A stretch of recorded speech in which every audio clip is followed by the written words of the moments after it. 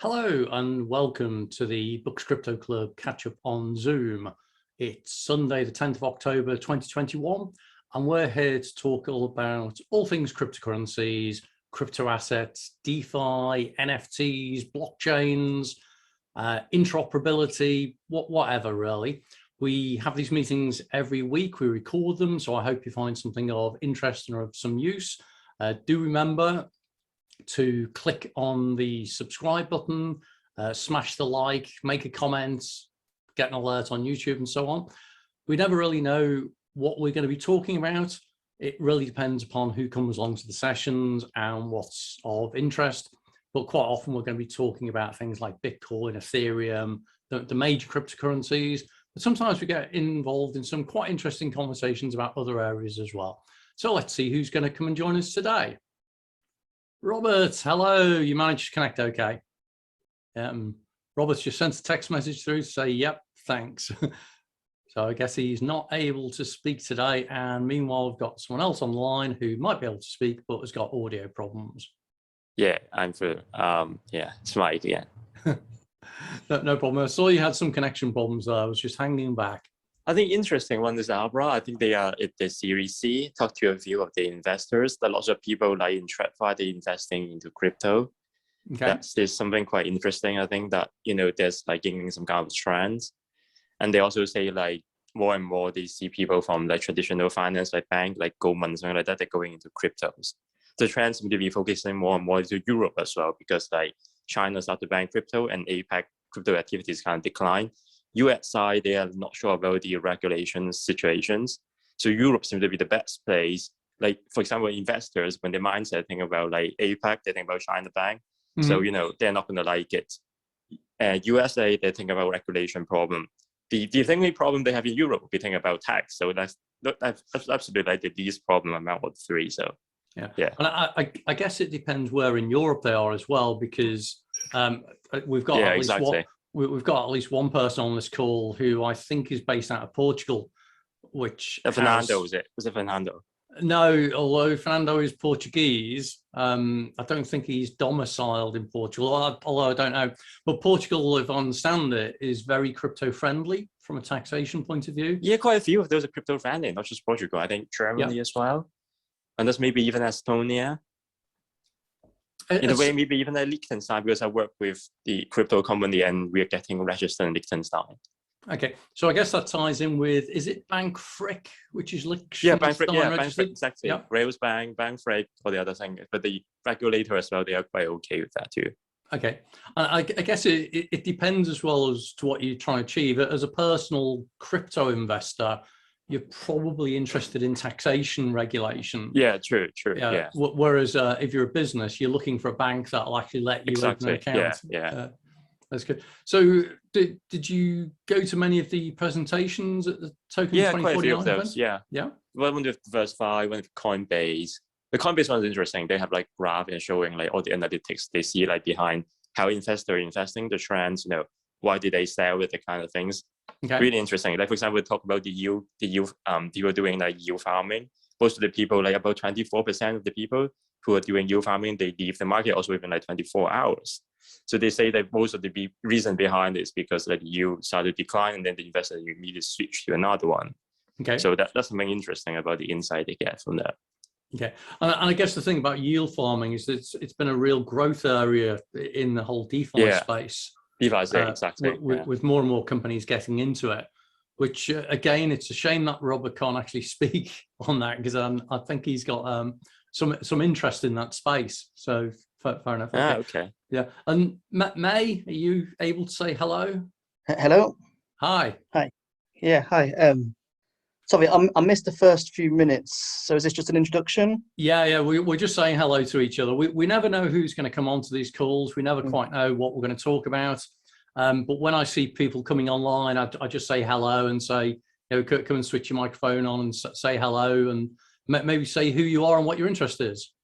Okay, yeah. So May's someone I live with. I'm on their laptop. My name's Sam. I'm a crypto developer.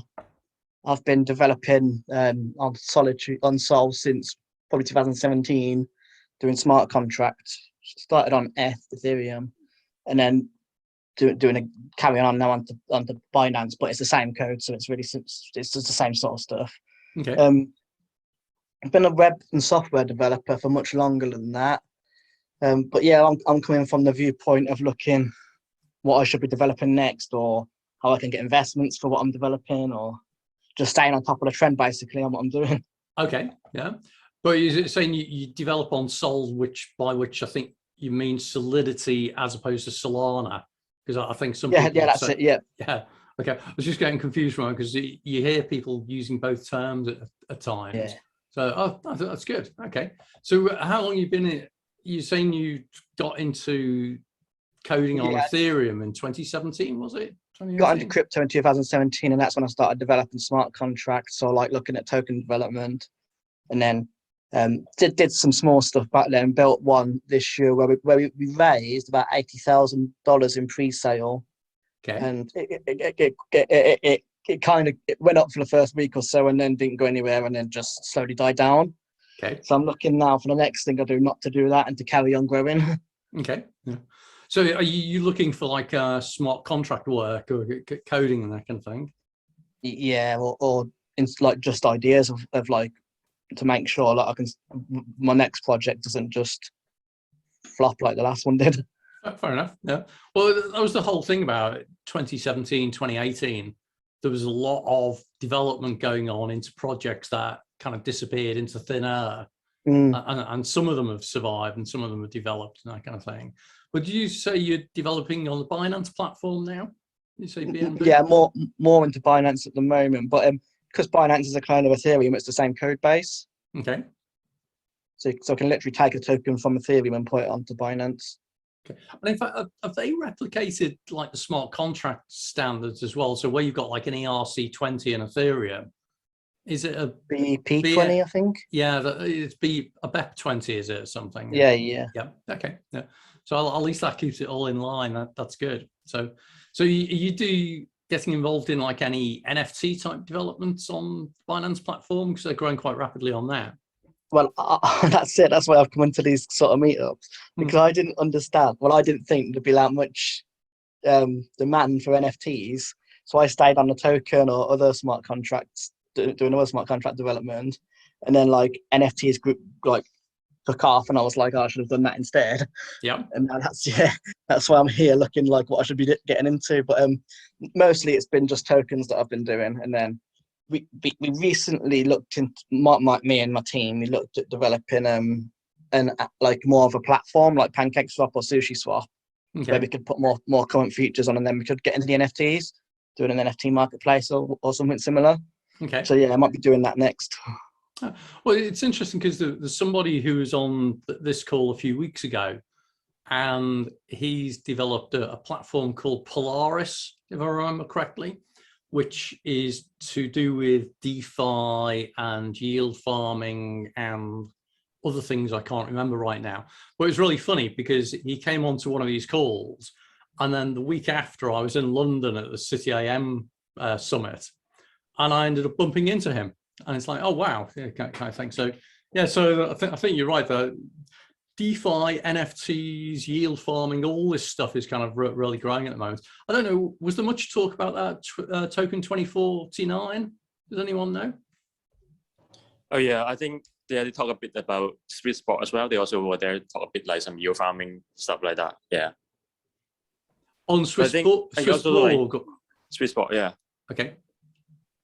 There were some of those for like yield farming, I think, compared to yield farming governance or something like that.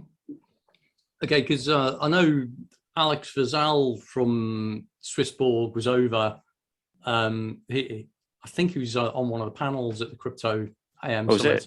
Yeah, but I didn't get to speak to him very much. Could you invite him again? That might be cool, though. Yeah, maybe I could persuade him to come on to one of our calls one week. Yeah, you could hide on the let me be like on LinkedIn or something. Yeah, could certainly give that a go. So has anyone else got any other news about stuff that they've heard this week? Anything of particular interest to anybody? Because I thought it interesting, just moving away from the smart contract and coding side of things, just looking at the general markets at the moment. Because it seems from what I've seen lately, Bitcoin's doing really well, and seems to have regained some of its market share of the overall market capitalization. I don't know if anyone else has been but that's the watching. thing as well. I think there's like a guy from HSBC and the token to overnight, and he said like if you look at trade volume as well, he said the volume behind Bitcoin trade has actually slowed down. The price is really high right now, but he thinks that it might be overpriced because you cannot trade that so much higher without the volume supporting it. Okay. And was he talking particularly about Bitcoin then, or was he including the other Bitcoin now currently? Yeah, because there's a topic someone brought up, like, do you think Bitcoin is overpriced like that? And that's how he respond on that. Yeah. Okay, that's fine. I guess you're always going to have the problem that everyone's going to have a different opinion as to whether the market's overpriced, underpriced, or whatever. Yeah. But certainly worth watching. Okay, cool. Because I was certainly looking during the week as to crypto prices, and it's kind of interesting because I've always said that the whole thing about blockchain is that that's all about the technology, whereas cryptocurrencies is all about the prices and trading and that kind of thing. And I decided, given as part of the conversation on this session, looking at things like here's Bitcoin's price at the moment, where it seems to be doing a really nice rally, and looks like if it carries on with this trend at the moment, don't know if you can see on the screen, it's looking as though it could head into the domain of its previous all-time high, because I think it hit $60,000 at one point. It's now trading at 55, and it's had a nice run going up. I don't know if does anyone else watch this at all? Silence suggests not. Maybe I should pick on Ethereum instead, because I know Ethereum is also like Bitcoin, so they're going really high. Yeah, well, again, I've been watching that for a while because Ethereum did an upgrade. I guess it's a couple of months ago now.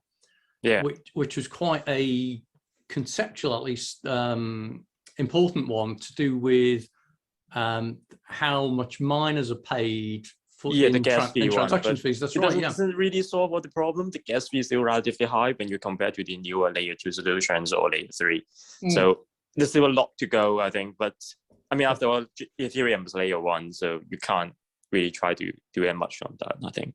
Yeah, it's a fair point. It was interesting as well, because I expected that after they did that release, that we'd see some price movement, or we'd see a migration of more people putting smart contracts on the platform, which I didn't kind of see. And that almost surprised me, because I thought there'd be this big growth, but it seems to be going up steadily again. But again, that's price rather than the technology. So it's a shame.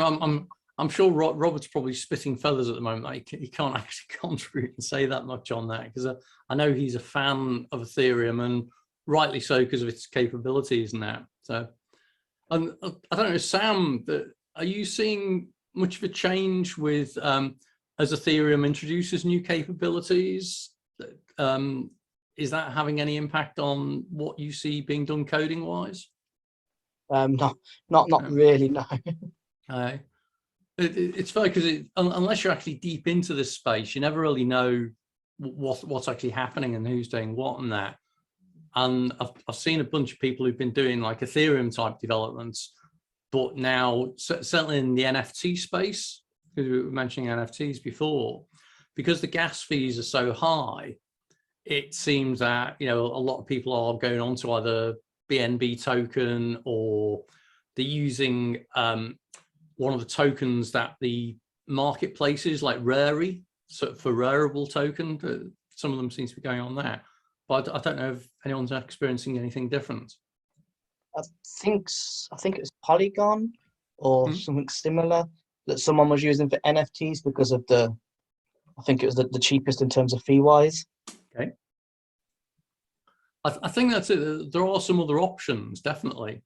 And that's where it was interesting. Someone was saying, I think I did an interview a couple of months ago where someone said, do we need to introduce some sort of governance around NFTs because the quality of them was lowering and lowering? And I suggested that the good thing about Ethereum was that it was getting more and more expensive to mint an NFT on Ethereum, which was actually acting as a form of governance, because it means people weren't just putting any old junk on. But now it means that they can now put it onto, as you say, things like Polygon on that.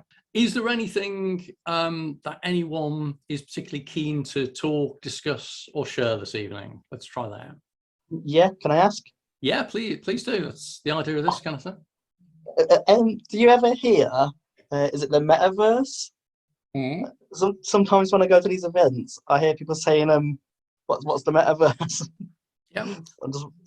I have no idea about it. So my understanding, and anyone else on the call, please do pitch in, that the metaverse is almost a blending between the gaming world, so things like Fortnite, Roblox, any of the computer games, and the real world. So the ability to have things like NFTs again, where you own things that aren't physical, but might be assets that sit within a game or within a platform in some way. So the metaverse seems to be a blurring between the real world and the virtual world, if that makes sense. Does that make it any clearer, Sam? Yeah. Well, yeah. So you think about the real world at the moment, you can go and buy physical property, as an example. You can go and buy a house, you can get a mortgage, blah, blah, blah.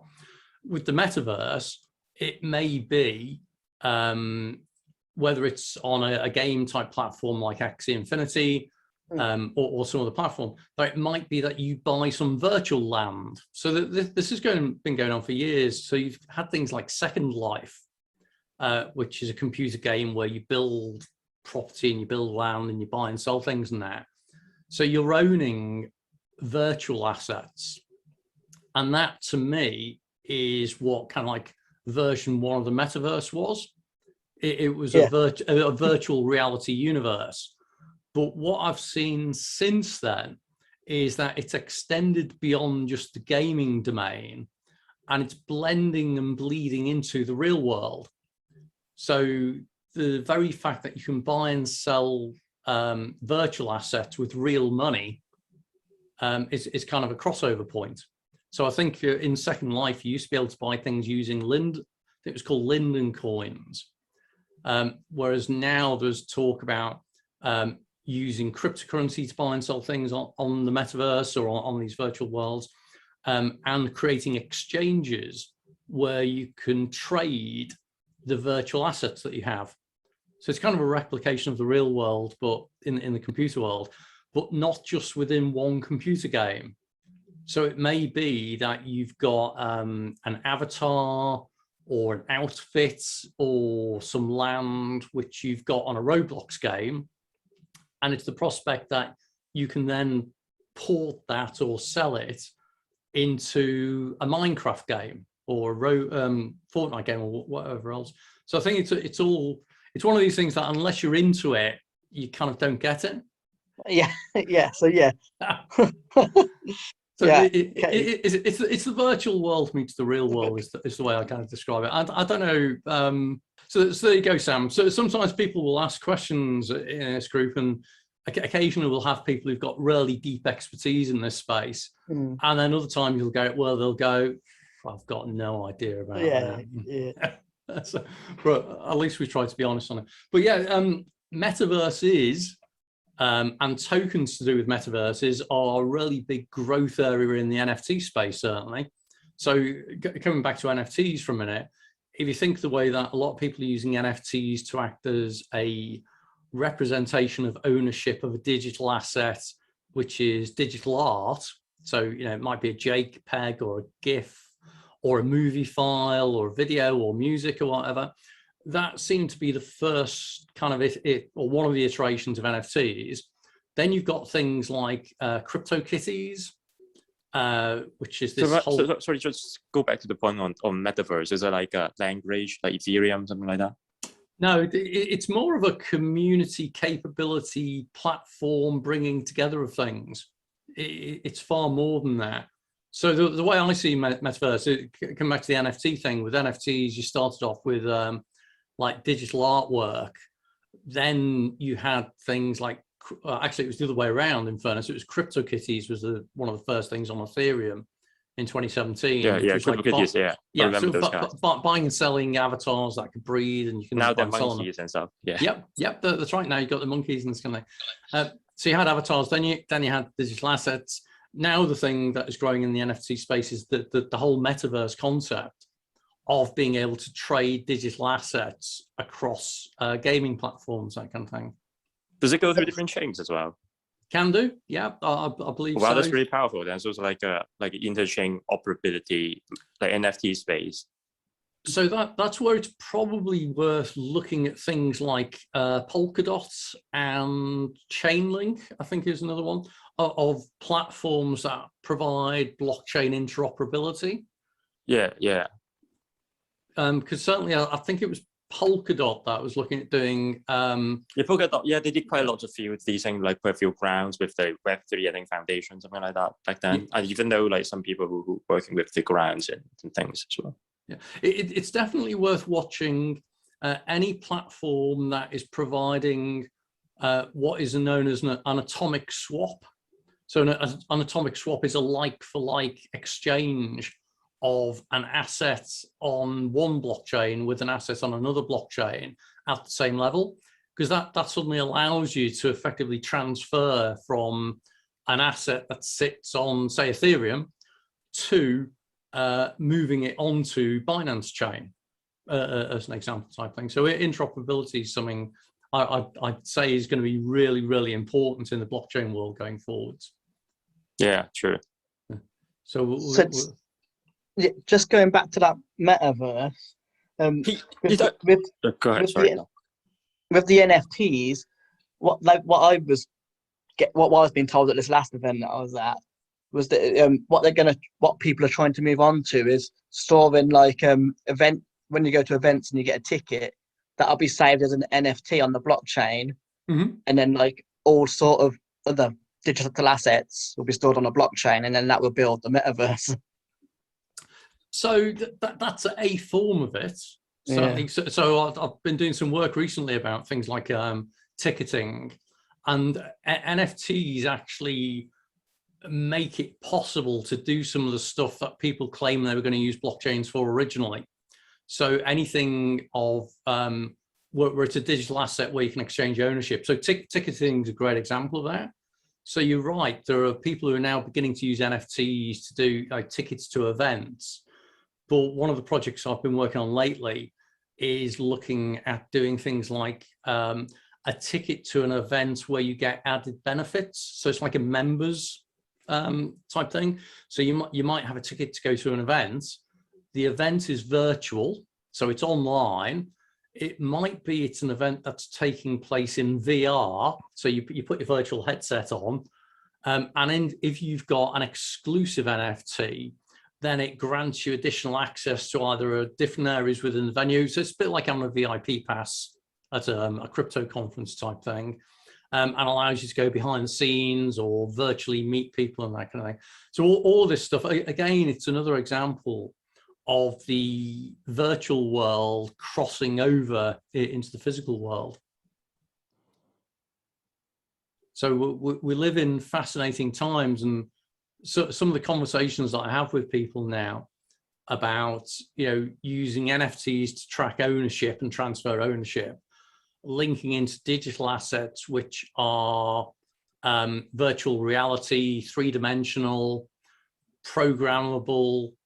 So that the whole idea that you'll be able to go to a music concert by your favorite band or whatever and have a totally immersive experience with a 3D headset on. And because you've got an NFT that proves you're a member of the fan club or whatever, that gives you extra benefits.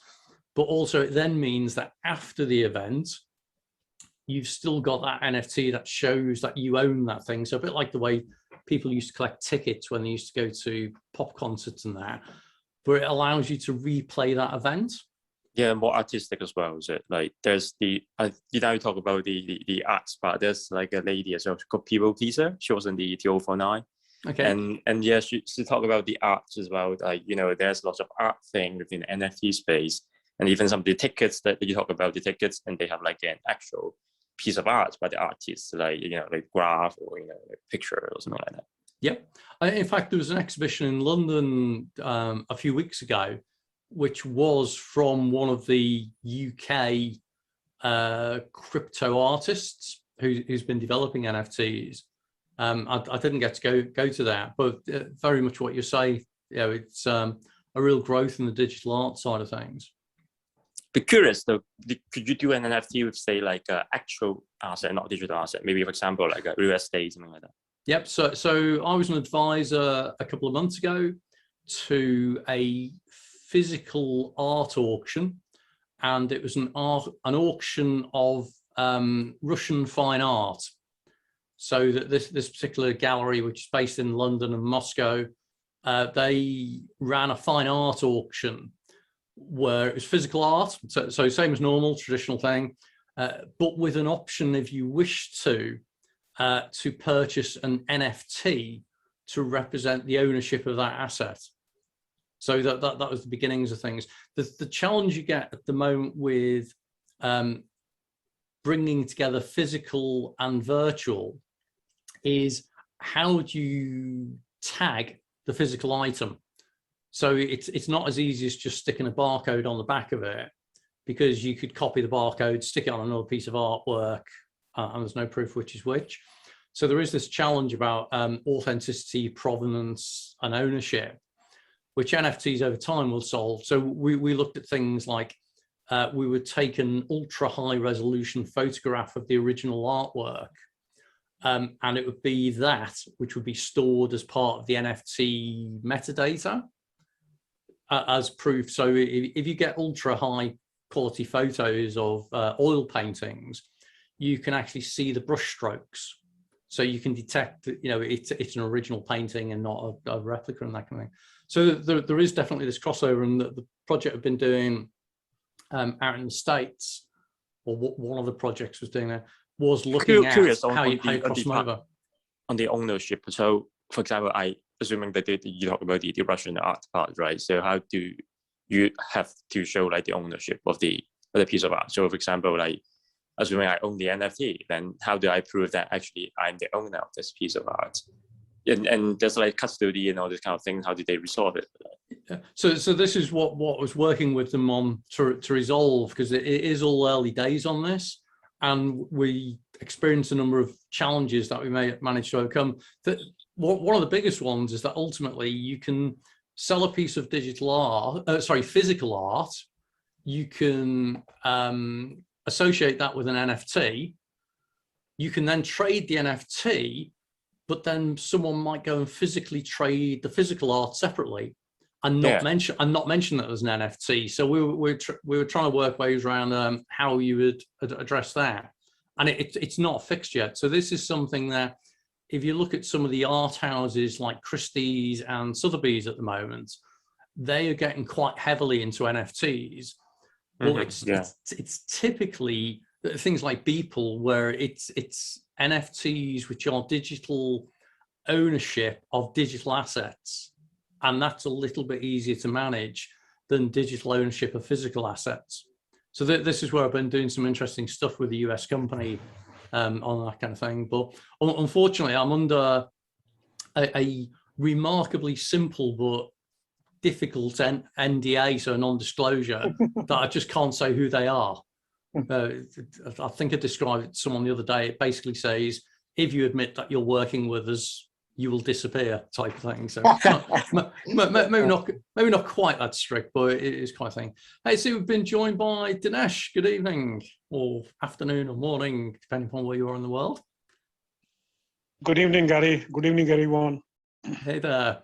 You've just joined us in the middle of a conversation about NFTs and the metaverse. I don't know if that's an area you're familiar with at all.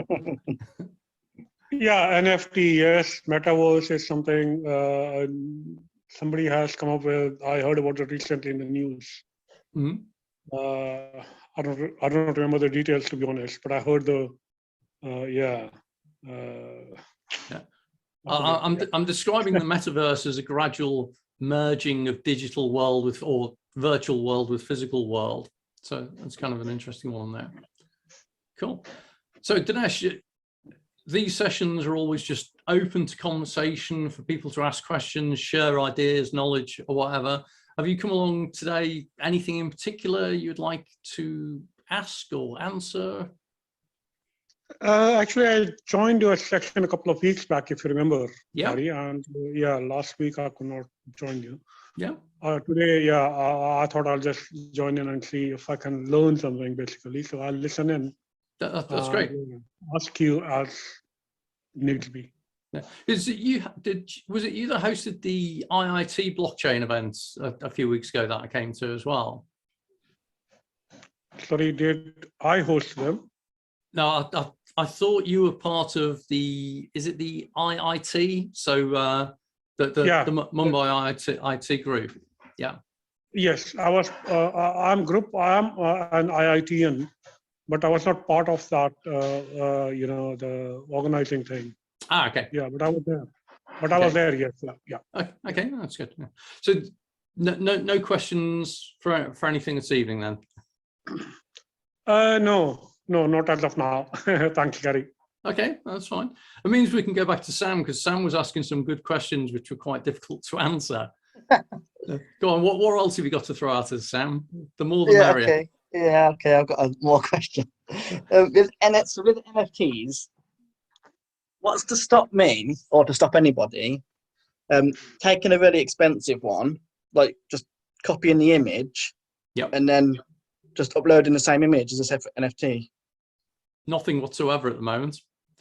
So one of the problems that people don't get is that despite them paying ridiculous amounts of money for these things, they don't actually know what they are at times.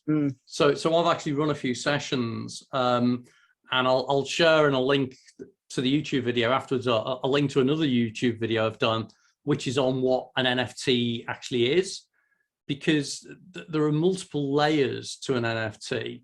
And you've got the digital asset, which is kind of like the end point. That might be like a JPEG, GIF, or whatever, which typically might sit on something like IPFS, so a filing system.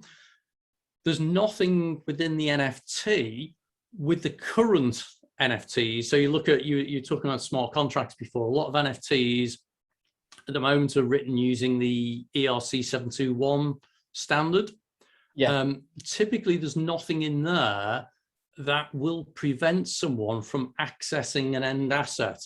So if you've got a JPEG or a GIF or an image or whatever, and it sits somewhere, and you've created an NFT from it, there's nothing preventing someone else, if they can also access that file, from creating their own NFT. And this is where, again, some of the work I've been doing is around how do you ensure origination and provenance, and how do you avoid copyright theft and IP theft and all this, because it goes beyond just digital art. It might be other digital assets as well.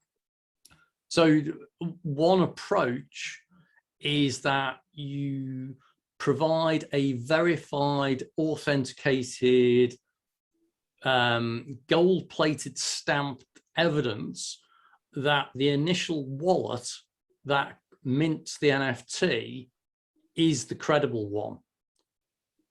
So if you're Beeple or some famous crypto artist or whatever, it might be that you've got a known crypto wallet with a known public key, and you use that to mint the first NFT. And therefore you've got the provenance that when it gets sold and everything, everyone can then go through the blockchain to see where it came from. Problem with that, and this has already happened, is that somebody managed to hack onto one of the NFT platforms, and I'm not quite sure of the details, but effectively they overrid that and they made it look as though it had come from the crypto artist's wallet when it actually hadn't. So you've got the proof of provenance at that end, which is quite challenging.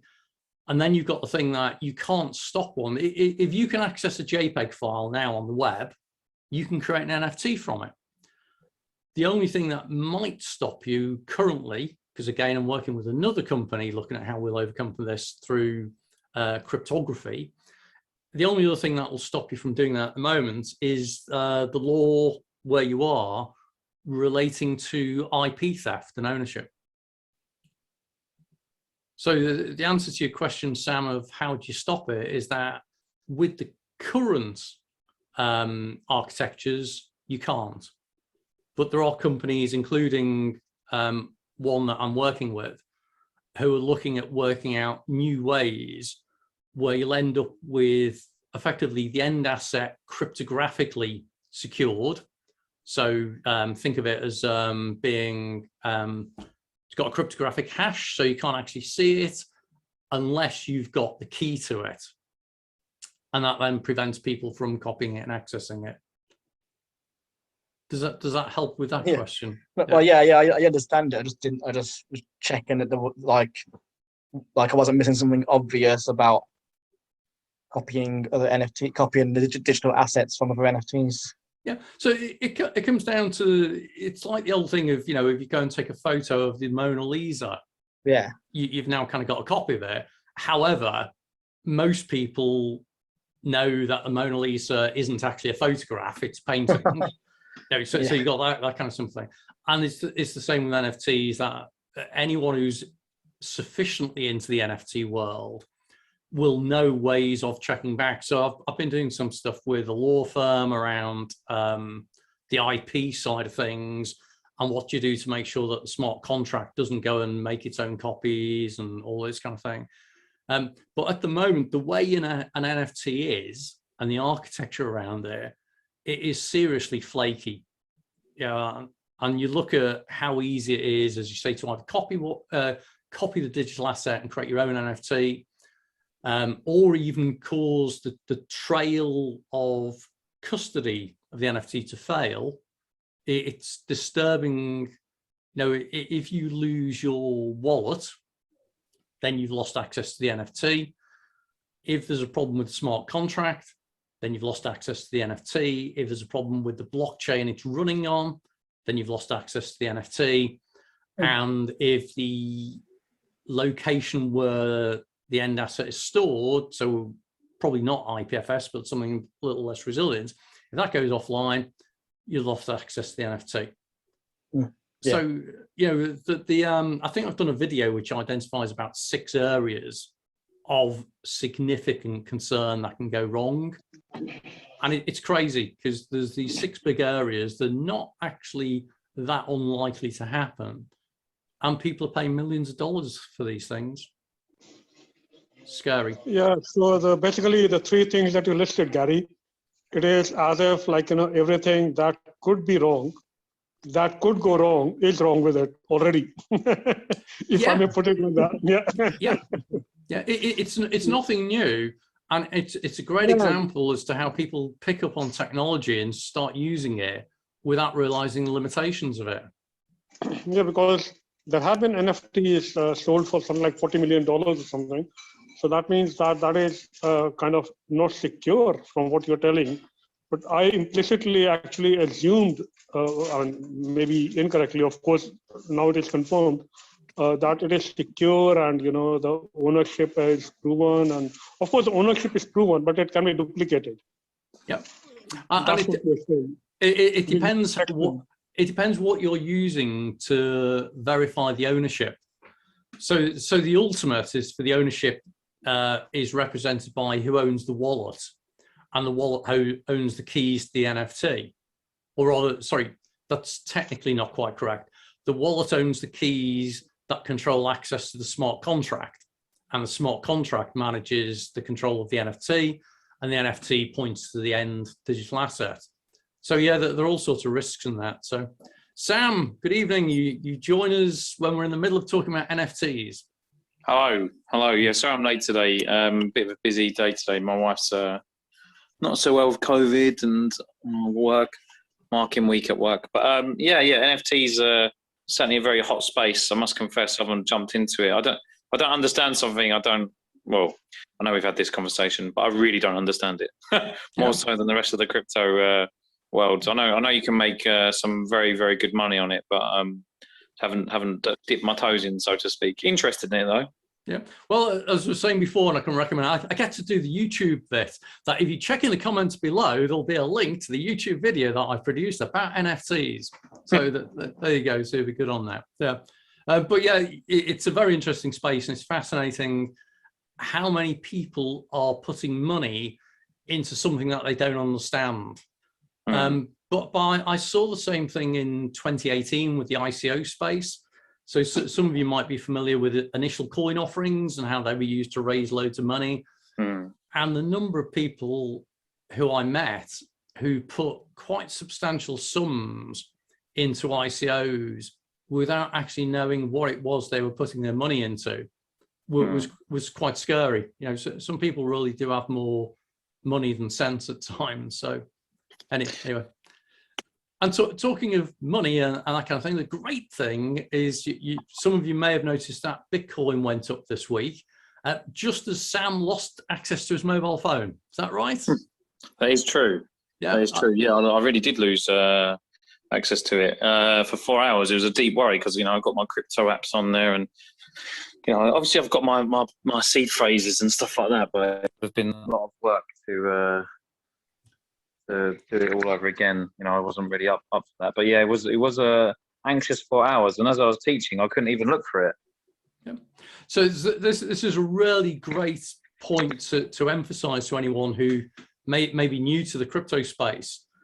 The way that you have a crypto wallet on your mobile phone, the way that you've got what's called a seed phrase, which is used to create the private keys and public keys. It is worthwhile, before you start trading or buying and selling any large amount of anything, get comfortable with recovering your wallet, get comfortable with understanding how you use a seed phrase to get everything back. Because the first time that you have to recover your wallet, you don't want that to be when you've got loads of money or loads of crypto in it already. So I always say to people that, you know, in the crypto club that I run locally, you know, it's really easy to set up a crypto wallet. It's really easy to create a seed phrase and that kind of thing. What's not so easy is to figure out how to recover it again. And it is worth doing that first before you start using it for actively doing things, because otherwise you'll just never do it. And then 2 years later, as Sam got that heated moment of thinking, hang on, my seed phrase is here and my wallet's here and my phone's gone. How do I recover it? So I always say to people, go away and understand what the purpose of seed phrase is, understand how recovery works, and go and do it before you need to actually properly do it for real. And that'll make you more comfortable then, and you'll feel a bit more relaxed.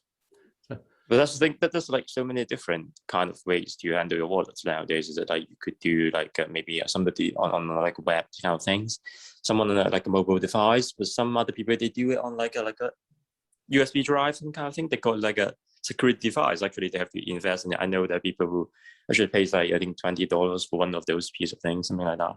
Yeah. So I've got a nano ledger. So a nano ledger is a better cryptographically secured USB stick. So it's actually been designed to be a crypto wallet capability. And then there's things like Tezos and there's a few others around. So for those who've got those separate devices, that gives you that nice warm feeling of, oh, it's something physical, it's kind of separate and that. But even with that, you should still learn how to recover it, how to recreate it. Because the last time you want to recover something is when you really need to. It's just like your credit card, for example, like you lose a credit card and how do you recover and stop loss and stuff like that. Yeah. And it's curious, something. Gary, how much did you invest into that USB stick that you mentioned? I can't remember. The Nano, I think, was about $80 when I bought it. Oh, wow. Thereabouts. The Trezor was probably a similar amount. But you know, this is where it comes down to people when they're coming into this space new, and they say, well, is it worth my while buying a hardware wallet, you know, like a Trezor or a Nano or whatever? You say, well, it depends how much money you're putting into crypto, and it depends how much you can afford to lose that. So if you're only going to ever put in $100 into crypto, you know, £100 or choose your unit measure, it's not worth buying an $80 safety deposit device for it, in effect, because, you know, you spent all your money on the device. If you're putting $100,000 into it, then you're definitely going to want to do something probably more secure than just a nano for that matter. But if you're putting $100,000 in, but you're a billionaire and you're not even going to notice $100,000, then it's probably not worth sticking it on a USB stick. So it really depends upon how much crypto you have or think you're going to have, how important it is for you to not lose it, and how much value there is in total. Fair enough. Fair enough. Yeah, but it is very, and this is where you've got that trade-off as well. And this is why a lot of people use exchange wallets, which aren't quite the same thing, because it's actually the exchange that owns the key in there. Because the onus of security of those kind of things sits with the exchange. So the exchange looks after the keys and everything like that, which means there's less to worry about and less to go wrong. So if you lose your device, you just go and register another device and go through the two-factor authentication, and all your crypto is still on the exchange, which is lovely and convenient unless the exchange gets hacked. But usually the bigger exchanges are insured these days. Yeah, so Coinbase, certainly their hot wallet is insured, or they'll self-insure. So that's quite safe. So it's always the trade-off between the safety and security of you looking after something yourself versus the safety and security of someone else looking after it on your behalf. And let's face it, that's why people use banks to have deposit accounts, because they don't want a large amount of cash at the house. They say, oh, banks are good at looking after it for me, so they leave it with them. So it really depends. So again, I've got another video, which I'll share in the link below, which is about crypto wallets and the different types that you have and how they work. So there you go, Sam. I don't know if that would be something that would be of interest or not, but yeah, I mean, I don't know if you're talking to me or. There's two Sams. Sorry, there's two Sams. Yeah, so working on that. Yeah, but definitely my closing thought on that is always make sure you know how to recover your wallet.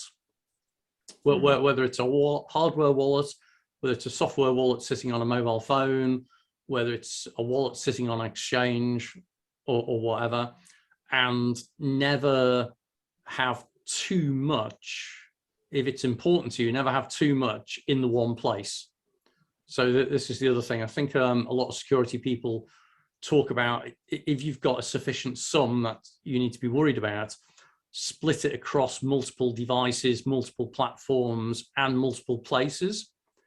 Because this is the other thing, you get someone who thinks they're smart. They've got a nano ledger hardware device. They've got a seed phrase, which they've written on a piece of paper. They've got a mobile phone, which has got all the stuff on it. And it's all at home, and the house catches fire. And then they've got nothing. So not only is the house burned down, but they've lost access to their wallets and everything. So this is where they say, well, keep your seed phrase somewhere else, bank safety deposit, friend, well, I was about to say a friend's house, but that's probably a disaster, because if they get your seed phrase, they can then recreate your wallet and they won't be your friend anymore, and your crypto will have gone. So be very careful around that. Which is the other thing people forget.